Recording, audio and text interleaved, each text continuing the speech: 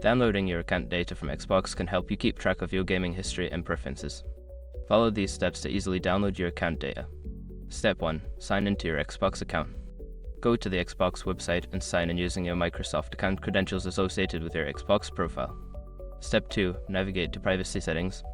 Once signed in, click on your profile icon in the top right corner. From the drop-down menu, select Privacy and Online Safety to access your account settings. Step 3. Request your data. In the Privacy Settings, look for an option that says Request Data or Download Your Data. Click on this option to initiate the data download process. Step 4. Choose Data Types. You will be presented with various types of data you can download.